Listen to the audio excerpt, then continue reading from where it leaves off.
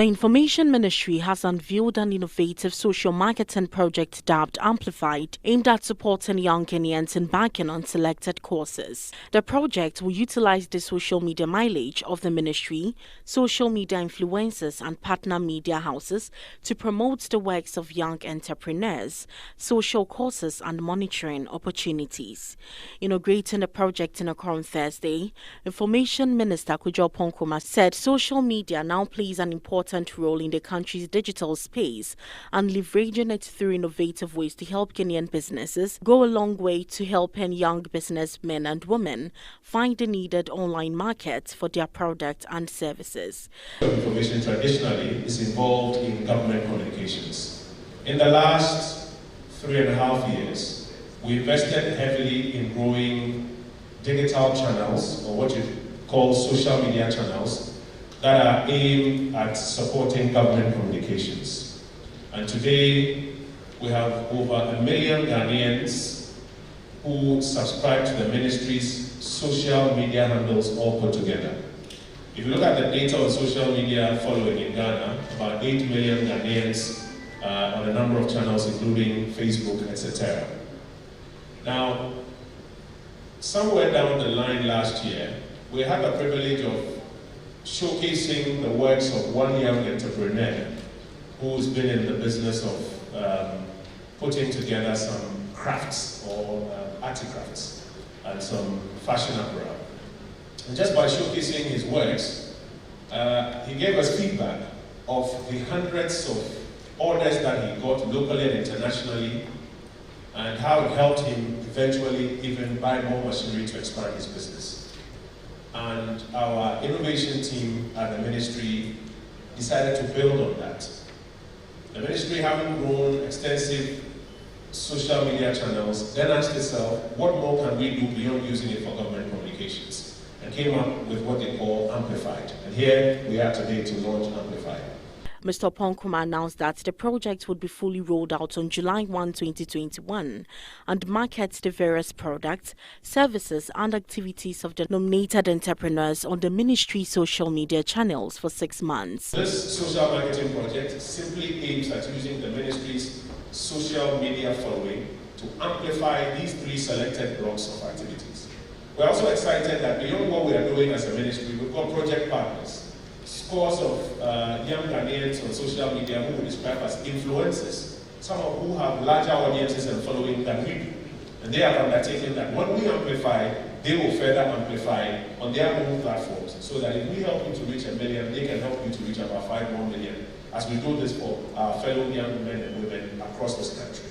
We're also happy to have with us a number of media partners who have signed up that when we amplify, they will also use their traditional media outlets to further amplify what we amplify. So in effect, what we at the ministry, what our social influencer partners, what our traditional media partners will be collectively doing is amplifying the works of young entrepreneurs, amplifying some social protection programs which we believe we must pay some more attention to in this country, and amplifying mentorship activities that are going on in various parts of the country. On his part, Dr. Iduchum touted the project as one of the creative and inventive ways of developing the country's human capital. He said it's about time social media is put to good use, which can stimulate national conversations, provide support for human-centered issues, and provide the necessary platforms for Kenyan businesses to sell their products and render their service to the local and international markets.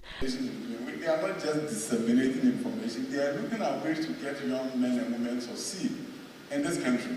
And that ought to be commended. So, Minister, we truly appreciate your leadership in this direction of guiding and mentoring and providing opportunity for the young men and women of this nation to succeed. That is the preoccupation of the President. The President wants to make sure that we create a better generation, a better country that we came to find it. So in everything that we do at the Ministry of Education, our focus is to ensure that we bring about a transformation that has eluded us for some time, and begin to offer the opportunity for our young men and women to succeed. According to him, the government is determined to improve livelihoods through their numerous policies for the betterment of the citizenry. Dr. Duchum, who doubles as the Member of Parliament for Bosomtring, challenged the youth to be courageous and dream big without being complacent with their accomplishments. It's a journey to success. It begins maybe with you from today. Maybe you are far down the line on your journey, but don't forget, you have to read. And don't forget that you're going to read a book called The Outlier by Malcolm Gladwell. Together with the hero's journey, you have begun your journey in a way that will end well. Acting CEO of the National Youth Authority, Nelson Owusu-Ansah, charged Guinean graduates to utilize opportunities created by the government to start up their businesses and create jobs for others.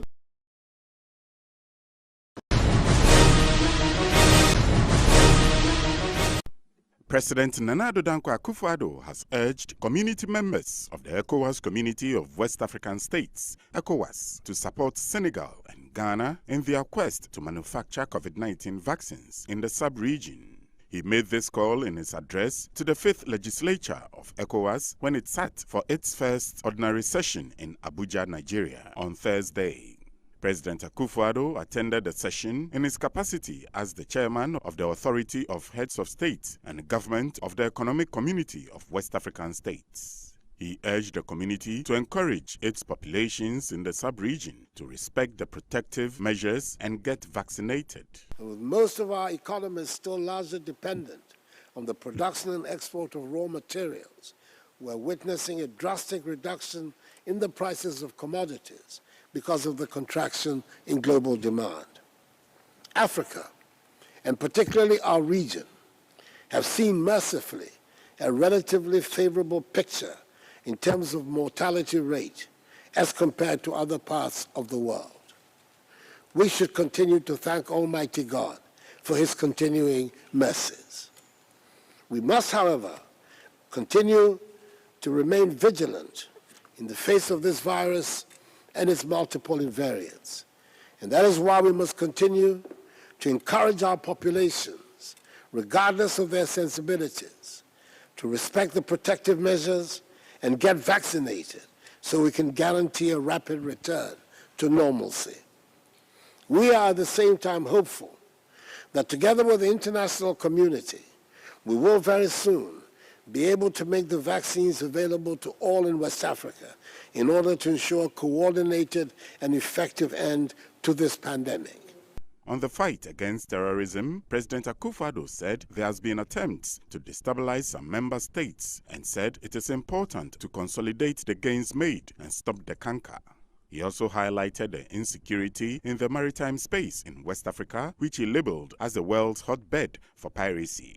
He called on the sub-regional parliament to use their good offices to solve the issues of terrorism in the region. Despite our best efforts at dealing with this menace, there are persistent attempts to destabilize several countries of the community through attacks on state symbols, civilian populations, and military bases, as has been the case recently in Niger, Mali, Cote d'Ivoire, Burkina Faso, and right here in Nigeria.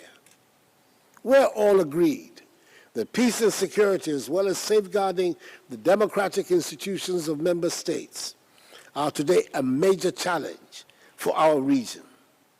We cannot sufficiently reiterate the importance of peace and stability to the growth and development of our region. It is important that we consolidate our efforts in rooting out terrorism and threats of terrorism in West Africa. President Akufo-Addo used the opportunity to stress on the need to confront the challenges of climate change head-on and emerge victorious. It is well acknowledged that Africa is a blessed continent. Our region in particular is one of the major reservoirs of the richest natural resources in the world. Nevertheless, the preconditions for their development, as I have mentioned earlier, peace and security, but also those of democracy and good governance.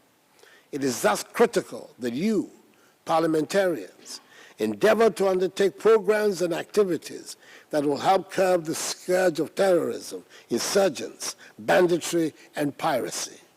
The president used the occasion to stress on the significance of the ECOWAS Parliament and said it ought to be at the forefront of democracy in the region and called for elections by universal suffrage of members of the community's parliament. ECOWAS Parliament should, on behalf of its constituents, exercise oversight functions over the sectoral activities as well as the institutions and agencies of the community for the coherent functioning of the community. Parliament should ensure the effective and efficient use of community resources for the well-being of our peoples. In this light, Parliament is an essential democratic institution and ought to be at the forefront of the fight against bad governance and anti-democratic tendencies. There is thus the urgent need to equip Parliament with the necessary powers in order to heighten the performance of its responsibilities. We have to make best efforts to strengthen Parliament. Article 18 of the Supplementary Act, relating to the enhancement of the powers of the ECOWAS Parliament. On Mali, President Akufo-Addo said he had authorized a delegation to go to Bamako and report their first-hand assessment on the situation and called for the immediate extraordinary emergency summit of the authority. Peace, stability, growth and development are all offshoots of a society with strong and credible electoral systems and strong institutions.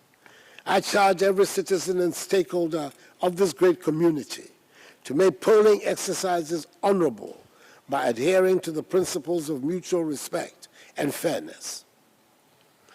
I cannot make this speech without referring to the unfortunate developments in one of our member states, that of Mali, in which ECOWAS has invested so much of its political and material capital.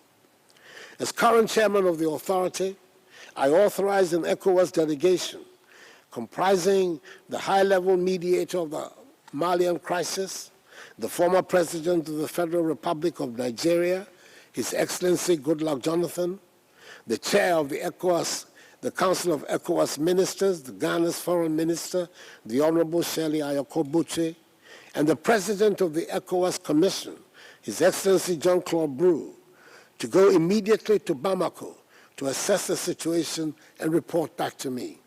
President Akufo-Addo urged the West African communities to do their best to keep their borders open at all times to advance the community's objectives and make gains from the African Continental Free Trade Area. He said even though COVID-19, arms and drug smuggling, among others, have been reasons for heightened security at the borders, it is imperative to find solutions to these impediments. We must do our best to keep our borders open at all times to advance the integration objective. Closures impede the free movement of peoples and goods, which affect livelihoods. For us to enhance our fortunes, however, and make the gains from the African Continental Free Trade Area, AFCTFA, beneficial for all, we must ensure that our borders do not become instruments of retrogression, especially now that our economies are dwindling due to multiple socioeconomic challenges occasioned by COVID-19. It is wholly understandable that member states have concerns relating to the spread of the deadly virus, illegal movement of arms, ammunition, and drugs, and uncontrolled transhumance incursions. Notwithstanding, I call on all of us to find systemic measures to tackle these changes rather than temporary measures that can create further hardships for our peoples. President Akufo-Addo was later given a plaque of recognition for his leadership efforts in the sub-region.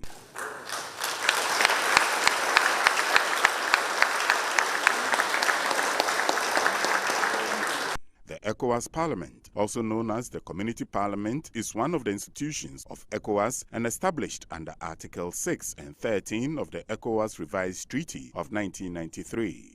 The Parliament is composed of 115 seats, with each member state having a guaranteed minimum of 5 seats. The remaining 40 seats are shared on the basis of population.